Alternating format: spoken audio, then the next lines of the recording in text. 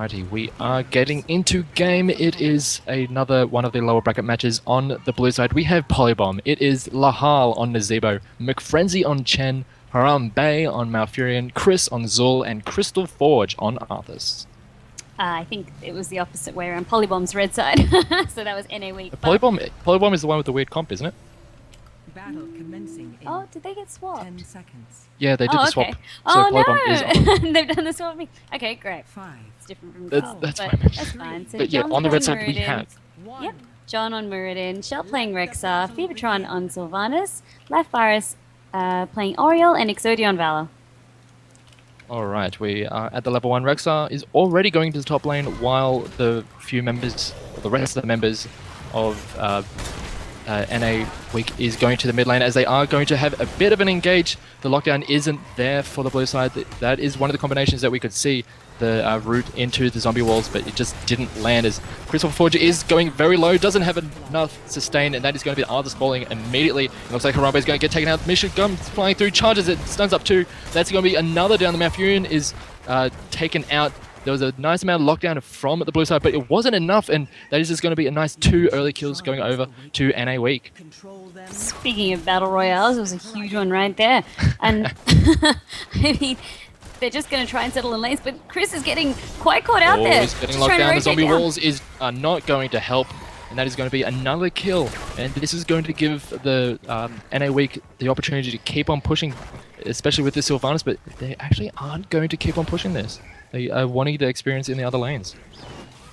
They do want the experience, and I mean, they're going to try to lock it down. And speaking of the matchup that they were thinking, they've actually sent Chen up top, who's also quite, I mean, he fills in that sort of role of, like you said, it's not too detrimental if he's not with the team, and that sort of leaves Arthas to sort of roam with his snare there.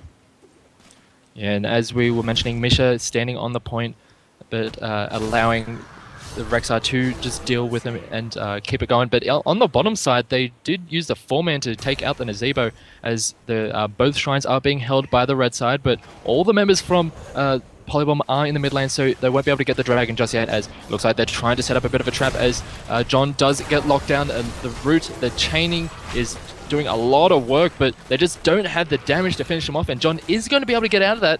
And with the Rexar still holding on to that point in the top side, it looks like they might be able to get the dragon, but the blades from the blue side are going to disrupt it. The Zul is managing to do enough, but they do manage to lock him down. The Stormbolt does land, as does the Detainment Strike. The root from Zul is going to help, but they do manage to take out the Zul. He ended up falling in the end, and that should be the Dragonite going over, actually, as the Moonfire does disrupt him, but that is going to be a very early Dragonite going over to the red side. Oh my gosh, there was so much stalling trying to happen there, but they just didn't have enough damage to sort of lock him down. And then sort of Nazeebo as well, just trying his best to poke as much as they could. But it's not going to be the worst. They can still quickly take down this Dragonite before they lose too many objectives. It's more about just sort of trying to get an experience lead happening once again. And as we can see here, like, most members of the team, they're not trying to push with this early Dragonite, as it can be taken down quite easily. They're just wanting to commence and keep their lanes. Yeah, and I guess the hero of that entire passage of play would be Shelt on this Rexar, managing to hold onto that altar for that entire time with the Chen trying to take him off a bit. Very well done for him to keep that altar for the red siders. It looks like they're just going to keep on getting some pushes. They've taken down quite a few towers, and they've already got well over a level's worth of experience ahead of Polybomb. Indeed, and as we can see, sort of speaking a little bit on talents, there's quite a lot of questing talents picked up, with Nazeebo taking Widowmakers to increase his Corpse Spider, so he's going quite a Corpse Spider-centric build, and with Arthas as well taking Eternal Hunger, meaning that he's going to try and stack his Frostmourne Hunger's damage bonus, and Muradin picking up Perfect Storm, as well as Rexar picking up Hunter Gatherer, trying to get all those orbs. So they're going to be trying to get all of their quests complete to empower their heroes, but what's interesting to see, I guess, is Muradin picking up Perfect Storm.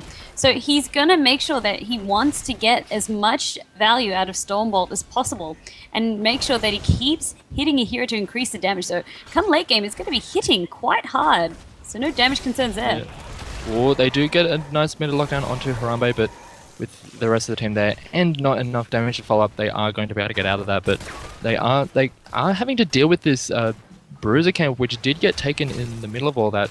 And meanwhile, on the top side, this is just like a rather interesting duel, but Chris has turned up, and it looks like McFrenzy might try and get some kind of bait going. They do get the stun down, but the shot is going to get locked down. This root does go off, and it looks like he will fall. That will be the death of the Rexar, and that will allow McFrenzy and Chris to push a little bit more. A nice kill going over to the blue side.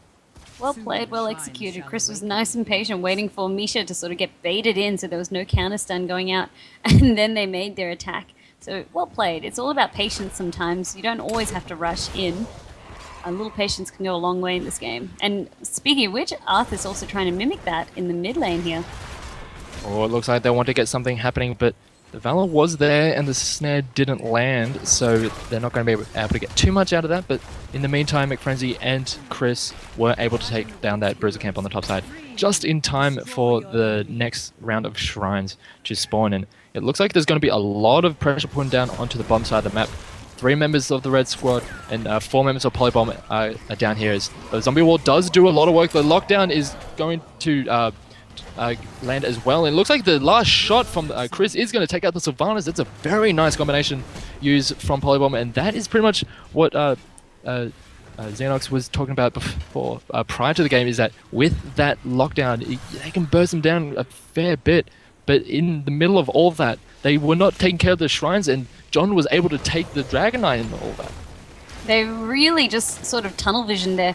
So while all of that was happening, we saw Rexar just making sure he kept down the top one, and then in all that confusion as well, they had one member capping the bot point, and then bam, they had the Dragon Knight. So even though they lost a team member, they actually gained the objective. So as we were saying before, it's not always about the team fights. It can also be just about getting that objective.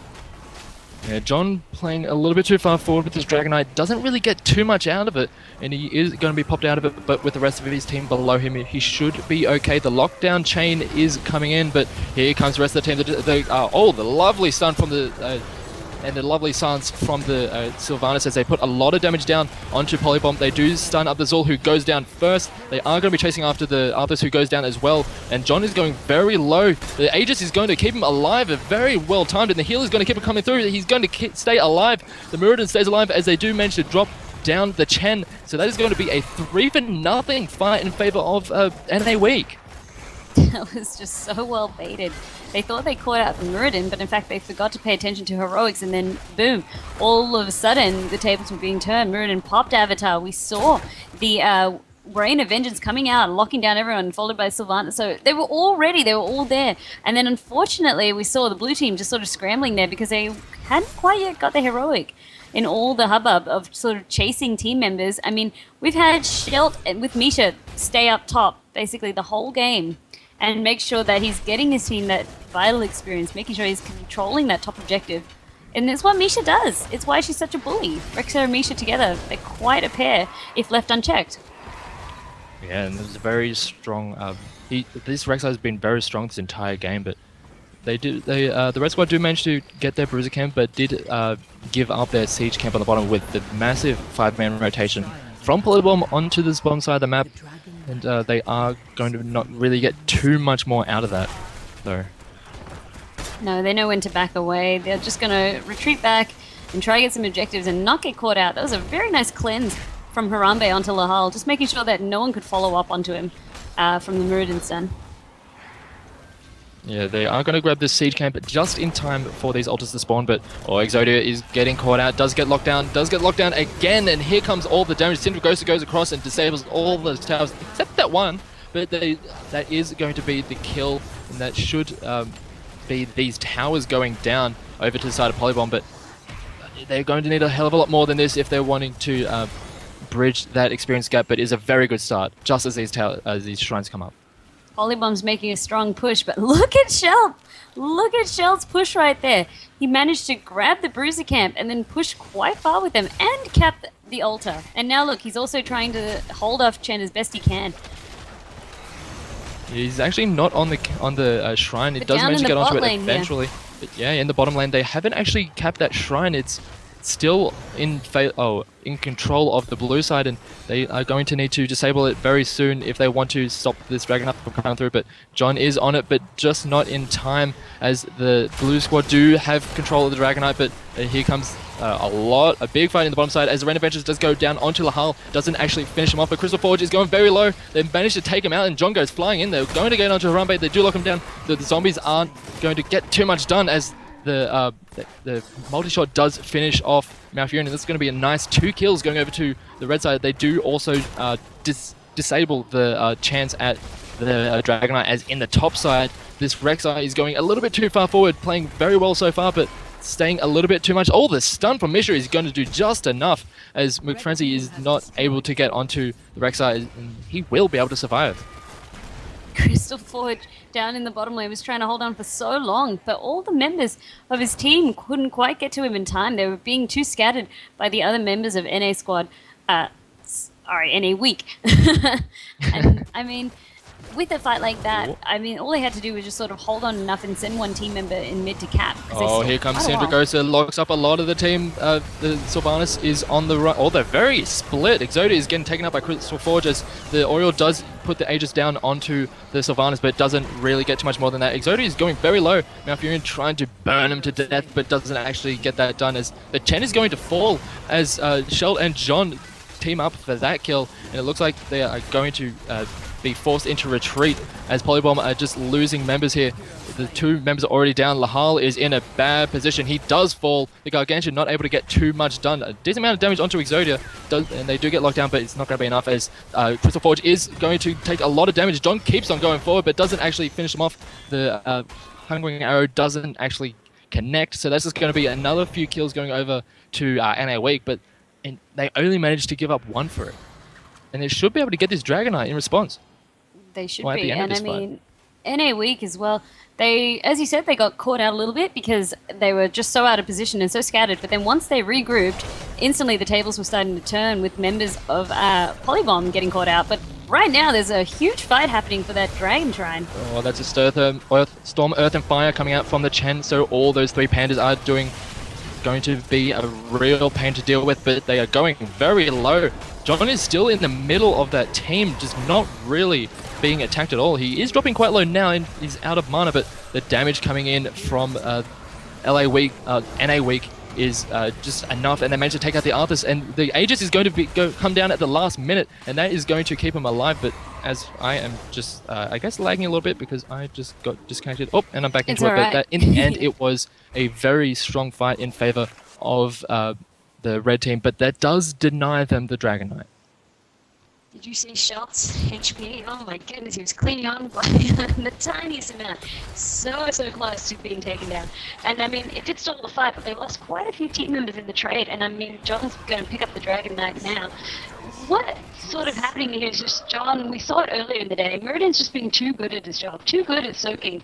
And even though he's not doing much, except for just getting people's faces, they're just trying to take him down, when really they need to be focusing that Valor as best they can, because she's doing the truckloads of damage. She is the damage dealer. Yeah, absolutely. It's just the target acquisition is just not really on point right now, as the red side are going to have a very strong push into the mid lane, with the help from the Sylvanas being able to disable all those towers, and also the Dragonite just doing a lot of damages. They are trying to get onto the Valor. The lockdown is there, but the Arthas does fall in the meantime. That's going to be another tool that they won't be able to defend with, as McFrenzy is trying to come in from the side. Doesn't get too much done, as John in the Dragonite is going to punt people away, and that is going to be the fort going down. And it looks like they might want to back out from this after getting a nice push.